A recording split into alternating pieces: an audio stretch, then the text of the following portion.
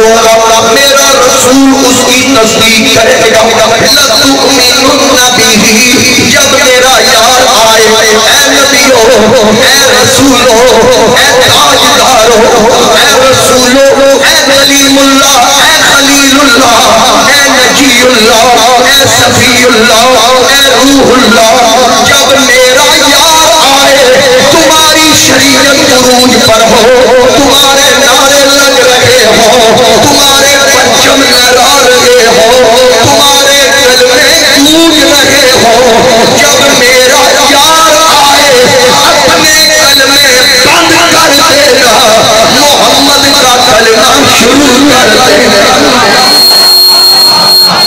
یہ قرآن کہہ رہا ہے لَتُؤْمِنُنَّ بِهِ ضرور ان پر ایمان لے کر آنا سورہ آل عمران پارہ نمبر 3 آیت نمبر 81 آیت نمبر اللہ کریم آگے کیا فرما رہا وَلَا تَنْصُرُنَّ اور ضرور تم سارے ان کی مدد کرنا پھر آگے فرمایا قَالَ أَأَقْرَرْتُمْ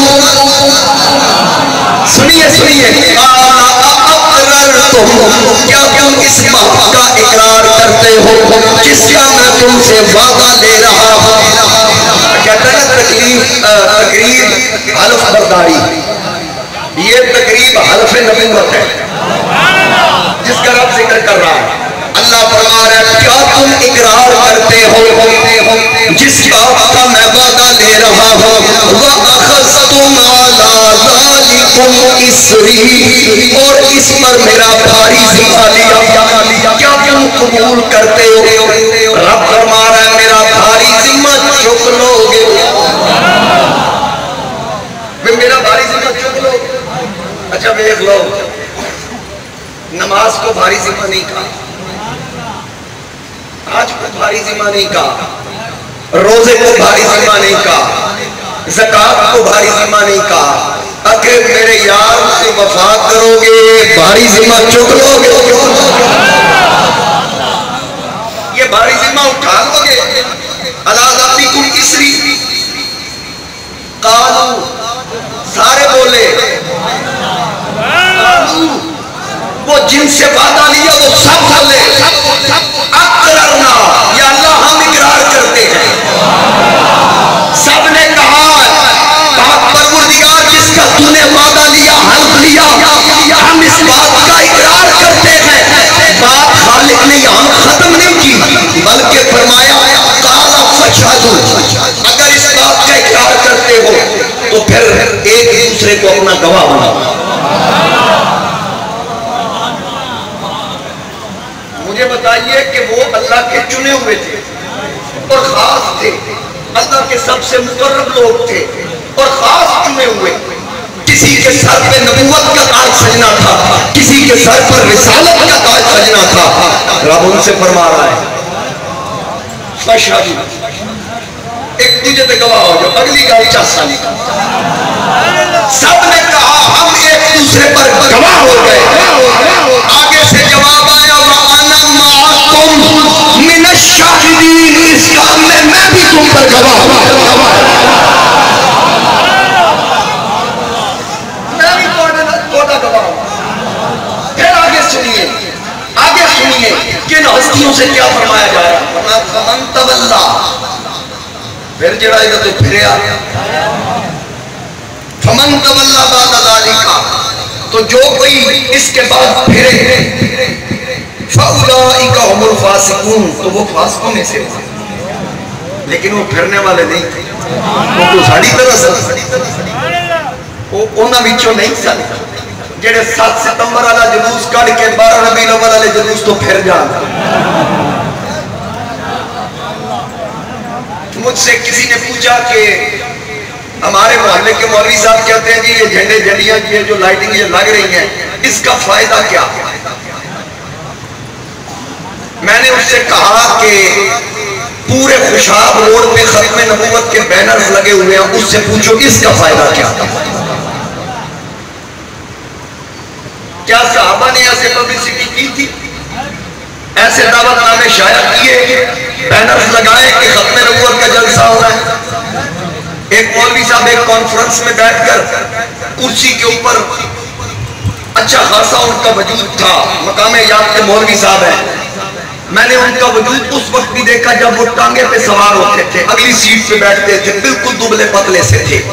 پھر آہستہ آہستہ جیسے جیسے جو انہوں نے نبی پاک علیہ السلام کے نام کا صدقہ کھانے سے انکار کیا کہ حضور کا صدقہ نہیں کھاتا، پھر ان کے منہ کو یتیموں کا صدقہ لگنا شروع ہوا، غریبوں کا مال لگنا شروع ہوا، غریبوں نے بسترے بوریاں تلائیاں سرانے تکیے جدو مولوی کھا گیا تو ہن مولوی کو ٹریا بھی نہیں جاتا. میں انہوں حرم ایک طواف کر دیا دیکھے اب چارجنگ والی گڈی سے بیٹھ کے طواف کر رہا سی. میں کہ حضرت جی ٹر پو آخر ٹریا نہیں جاتا. میں کہ تواڈے اندر مال ہی ہے. میں بسرا صاحب ایک دعوت سی جگہ تے میں نے کچھ علماء بیٹھے میں نے آخر لگے تسی بڑا تھوڑا کھاندے ہو. میں کہ میں اتنا ہی کھانا جتنا کھا کے بندہ زندہ رہ سکتا. کئی لوگ کی آخری بار سمجھ کے کھاندے جڑی چاہ کے چڑھ جاتے پتہ نہیں اس تو بعد لبڑی ہوگی.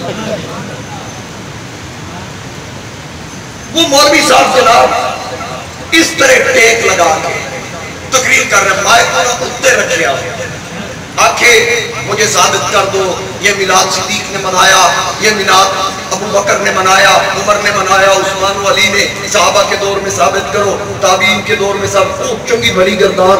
میں کیسے بے وقوف نو بندہ پوچھے بھئی جویں دی تو محفل سجا کے گل کر رہے ہیں کیا انج دی محفل صحابہ نے سجائی تھی؟ جتنے تو آپ بیٹھا صحابہ دی عمل نہیں کیتا. ایک بات یاد رکھیے گا، کسی چیز کو حرام اور ناجائز کہنے کے لیے اس کی شرعی دلیل ہونا ضروری ہے. جبکہ میلاد مصطفیٰ صلی اللہ علیہ وسلم، ایک بات سمجھ لیں، شکر ہے ان کو آہستہ آہستہ سمجھ آ گیا. پہلے یہ میلاد کو شرک کہتے ہیں، اب انہوں نے بدعت کہنا شروع کر دیا. پہلے شرک کہتے تھے، جب ان کو ہم نے سمجھایا کہ شرک کی تعریف کیا ہے، اللہ کی برابری. میلاد نبی، میلاد پیدائش نبی، نبی کی پیدائش. تو رب کیا ہے؟ لم یلد ولم یولد، نہ وہ کسی سے پیدا ہوا نہ اس میں سے کوئی پیدا ہوا. تو پھر نہ وہ کسی سے پیدا ہوا نہ اس میں سے کوئی پیدا ہوا. میلاد النبی، نبی پیدا ہوا، پھر شرک کیسے ہو گیا؟ یعنی ہم میلاد منا کے یہ بات واضح کر رہے ہیں ہمارا رب وہ ہے جو نہ کسی سے پیدا ہوا نہ اس میں سے کوئی پیدا ہوا. ہمارا نبی وہ ہے جو پیدا ہوا کیونکہ نبی رب کی مخلوق ہے، اللہ خالق ہے. تو اس لیے یہ شرک بنتا ہی نہیں. اب کہتے ہیں یہ بدعت ہے، ہر بدعت گمراہی ہے، ہر گمراہی جہنم کی طرف لے کے جائے گی. میں نے کہا نہیں، بدعات کی قسم بیان کرو. بدعات حسنہ بھی ہیں اور بدعات سیئہ بھی ہیں. بری بدعات جو ہے وہ جہنم کی طرف جانے کا سبب بنے گی. بدعات حسنہ نہیں، یہ مسجد پختہ مساجد یہ بدعت ہے. بدعت کی تعریف ہے جو چیز حضور علیہ السلام کے زمانہ میں نہیں تھی بعد میں رائج ہوئی وہ بدعت ہے. اب میرے آقا کریم علیہ السلام کے زمانے میں یہ قرآن پاک ہے، اس کے اوپر جو اعراب لگے ہوئے ہیں اے زیرہ زبرہ حضور دا دور تے چھوڑ دے، خلفائے راشدین دے دور ثابت کر. یہ زیرے زبرے یہ حجاج بن یوسف نے لگوائی. وہ ظالم بادشاہ تھا، وہ دن کو کئی قتل کرنا اس کا مشغلہ تھا. اے ظالمہ لے کام کریں، یعنی وہ ظالم جڑا کام کر جائے انہیں مان لوے. وجہ کیا ہے؟ کیونکہ دام اچھا ہے. اچھا ایک استدلال میں اور کر دے تو بات آپ کو سمجھ آ گیا. توجہ کی نبی پاک علیہ السلام نے حضرت سیدنا ابو ہریرہ رضی اللہ تعالی عنہ آپ کو بیت المال کے پہرے دار مقرر کیا. تھکتے نہیں کہ جلدی جلدی آقا کریم علیہ السلام نے پہرے دار مقرر کیا. فرماتے ہیں کہ رات کو میں پہرا دے رہا تھا تو ایک آیا وہاں سے مال بھرنے والا مال بھرنے لگا، یعنی چور آیا. جب چور آیا نا تو ابو ہریرہ فرماتے ہیں میں نے اس کو دیکھ لیا، میں نے پکڑ لیا. اس نے منت سماجت کی مجھے چھوڑ دو، آج کے بعد یہ کام نہیں کروں گا، آپ کی بڑی مہربانی. منت کی، نرم دل لوگ تھے، انہوں نے چھوڑ دیا. حضرت ابو ہریرہ فرماتے ہیں کہ میں نے اس بات کو اپنے دل میں رکھا کہ چھوڑ جو دیا ہے اب حضور علیہ السلام کو کیا بتانا. فرماتے ہیں میں فجر کی نماز کے لیے حضور علیہ السلام کی بارگاہ میں حاضر ہوا. جب نماز مکمل ہوئی تو آقا کریم علیہ السلام نے میری طرف دیکھ کے تبسم فرمایا تو پوچھا ما اسیرک البارحہ. ابو ہریرہ میرے رات والے 14 کی کیتے حدیث کا ذمہ دار رات والے 14 کا کیا کیا؟ عرض کی یا رسول اللہ اس نے میری سماجت کی تھی مجھے اس پہ ترس آ گیا. فرمایا خیال کرنا آج پھر آئے گا. آقا کریم علیہ السلام نے فرمایا وہ آج پھر آئے گا. حضرت ابو ہریرہ فرماتے ہیں حضور علیہ السلام نے فرما دیا وہ زبان جس کو سمسم کی گونجی کہے اس کی نافذ حکومت پہ لاکھوں زبان. کہتے ہیں میں اس تاڑ میں رہا کہ حضور علیہ السلام نے فرمایا وہ پھر آئے گا تو میں اس کی تاڑ میں رہا وہ پھر آ گیا. میں نے اس کو پھر پکڑ لیا. اس نے پھر محنتیں ترلے کی ہے. میں ایک بار ایک چانس بس حاضر مجھے پھر ترس آیا میں نے چھوڑ دیا. صبح حضور علیہ السلام کی بارگاہ میں آیا. آقا کریم علیہ السلام نے پھر پوچھا ما اسیرک البارحہ تو میرے رات والے چور کا کیا کیا؟ عرض کی یا رسول اللہ اس نے پھر محنت ترلے کی ہے کہ مجھ سے وعدہ کر کے گیا آج کے بعد نہیں آؤں گا. فرمایا وہ پھر آئے گا آج پھر آئے گا. ابو ہریرہ فرماتے ہیں تیسری رات آئی وہ پھر آیا. میں نے جا کے اس کو دبوچ دیا. میں کیا ہوں جن مرضی تر لے لیں جنہیں مرضی ملتا کر میں تو آج نہیں چھڑا. انہوں صحابہ دی کمزوری پتا سی. کمزوری کی صحابہ ہر وقت نیکیوں کی تلاش میں رہتے تھے. نیکیوں کی تلاش میں رہتے تھے. اس نے کہا کہ نہیں آج میرے ساتھ ایک سودا کرو آپ مجھے چھوڑ دیں تو میں آپ کو ایک وظیفہ بتاؤں گا جس کے پڑھنے سے آپ کا مال محفوظ رہے گا شیطان آپ کے مال کے قریب نہیں آئے گا. حضرت ابو ہریرہ نے کہا اچھا چل پھر 10 پیسے میں چھڑ جائیں. اس نے کہا اپنے مال پہ آیت الکرسی پڑھ کے پھونک دیا کرو اللہ تیرے مال کا تحفظ کرے. اس شرط کے بتانے کی شرط پہ آپ نے اس کو چھوڑ دیا. صبح پھر آقا کریم علیہ السلام کی بارگاہ میں فجر کی نماز پہ آئے تو آقا کریم علیہ السلام نے پھر پوچھا ابو ہریرہ ما اسیرک البارحہ رات والے چور کا کیا کیا؟ عرض کی آقا آج میں نے اس کے ساتھ ایک سودا کیا. وہ کیا؟ عرض کی آقا اس نے مجھے ایک وظیفہ بتایا کہ آیت الکرسی پڑھ کے دم کیا کرو اپنے مال پہ اللہ تیرے مال کو شیطان سے محفوظ رکھے گا. حضور علیہ السلام نے فرمایا پتہ ہے کون تھا؟ 3 دن سے تیرے مال کے پاس آ رہا تھا تجھے پتہ ہے وہ کون تھا؟ عرض کی اللہ و رسولہ اعلم. صحابہ کا عقیدہ میں نوکر صحابہ دا میں نوکر صحابہ دا نوکر صحابہ دے صحابہ دا عقیدہ سمجھ احمد رضا دے خادم کو سمجھ میرے علی دے نوکر کو سمجھ. صحابی کہہ رہا اللہ جانے یا اللہ کا رسول جانے.